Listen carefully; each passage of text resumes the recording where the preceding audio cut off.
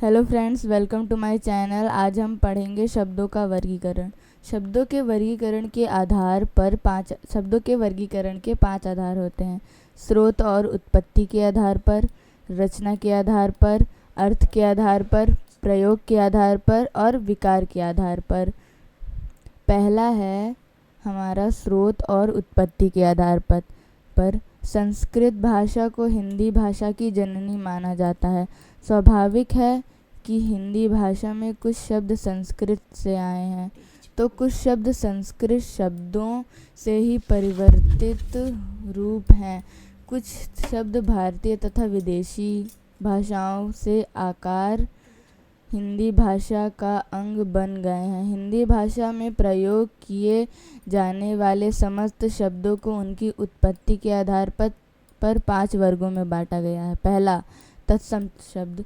तत्सम शब्द के 2 शब्दों तत् तथा सम के मेल से बना है। तत्सम शब्द संस्कृत के 2 शब्दों तत्सम शब्द संस्कृत के 2 शब्दों तत् तथा सम के मेल से बना है, जिसका अर्थ है संस्कृत समान। जिन शब्दों का ज्यों का त्यों हिंदी में प्रयोग किया जाता है उन्हें तत्सम शब्द कहते हैं, जैसे जल, चंद्र, वृक्ष, कमल, दुग्ध आदि। दूसरा है तद्भव शब्द।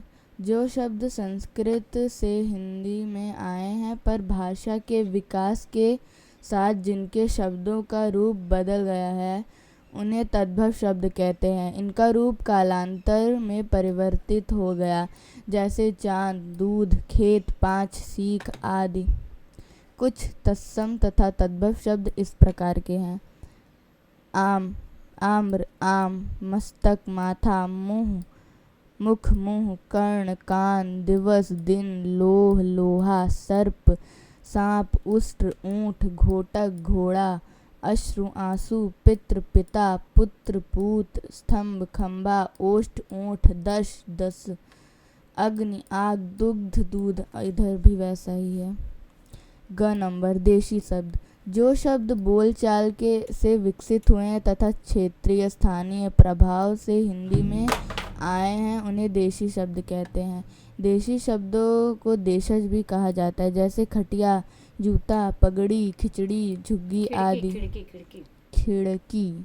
सॉरी बोल दिया करो जब कोई क्षेत्रीय भाषाओं से आए कुछ अन्य शब्द: छोरा, तमाचा, पेट, तख्ती, धोती, लुगाई, मट्ठा, खप्पर, रोटी, कटोरा, डिबिया आदि।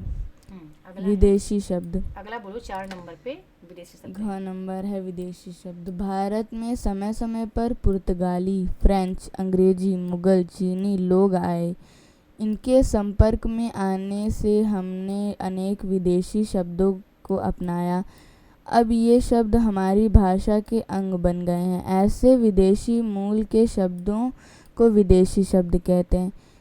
हिंदी में प्रयोग किए जाने वाले कुछ विदेशी शब्द: अंग्रेजी के शब्द: engineer, college, car, gas, clerk, toffee, bench, inch, मील, school, cinema, circus, lottery, rubber, motor, manager, minute, blade, band, bank, bus, platform, pant, coat, police, party, powder, nurse, note, number, machine, driver, degree, taxi, telephone आदि।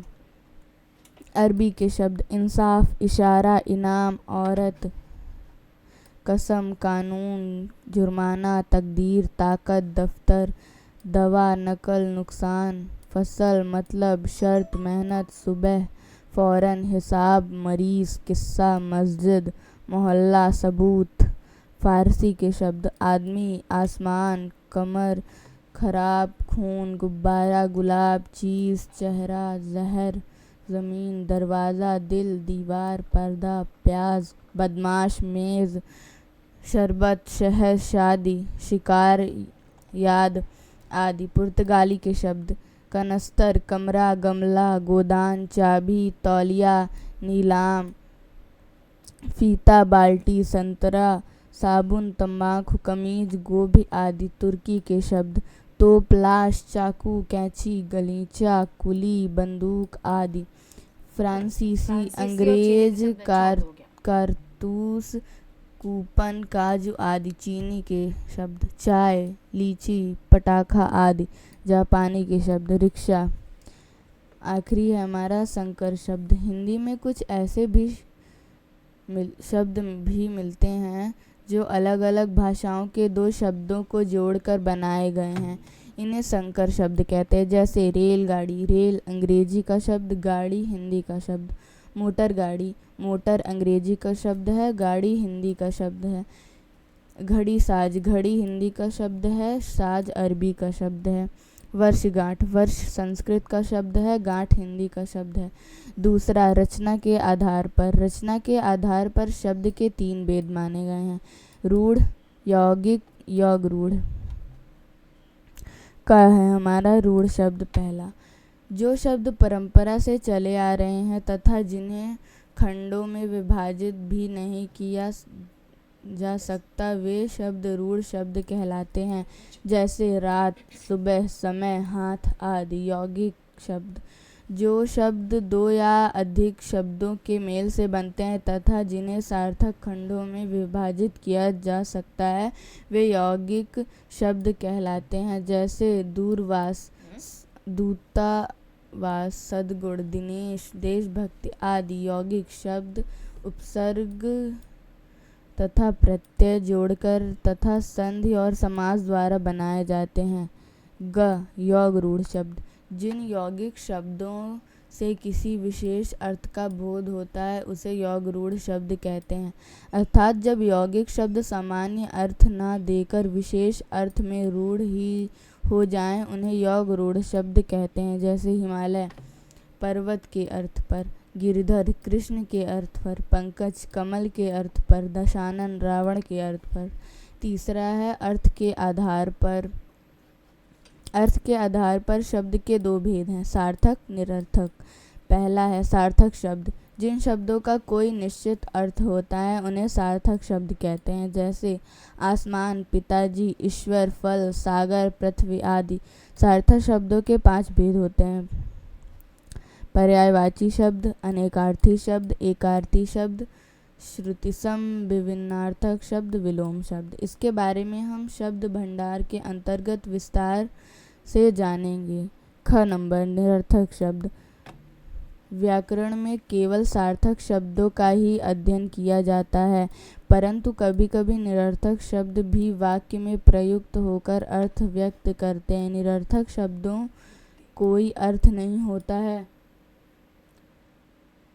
आप चाय वाय लेंगे? चलो कुछ गाना वाना हो जाए। दोनों मित्रों ने आजकल खटपट हो गई है, मुझे रोटी वोटी दे दो। चौथा, प्रयोग के आधार पर। प्रयोग के आधार पर शब्द के 9 भेद होते हैं। पहला संज्ञा, दूसरा सर्वनाम, तीसरा क्रिया, चौथा विशेषण, पांचवा क्रिया विशेषण, छठवां संबंध बोधक, सातवां समुच्चय बोधक, आठवां विस्मयादि बोधक, नौवां निपात।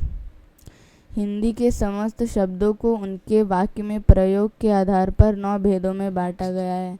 इनके विषय में चर्चा आगे के पाठों में विस्तार से करेंगे। पांचवा और आखिरी, विकार के आधार पर। विकार के आधार पर शब्दों के 2 भेद होते हैं, विकारी और अविकारी।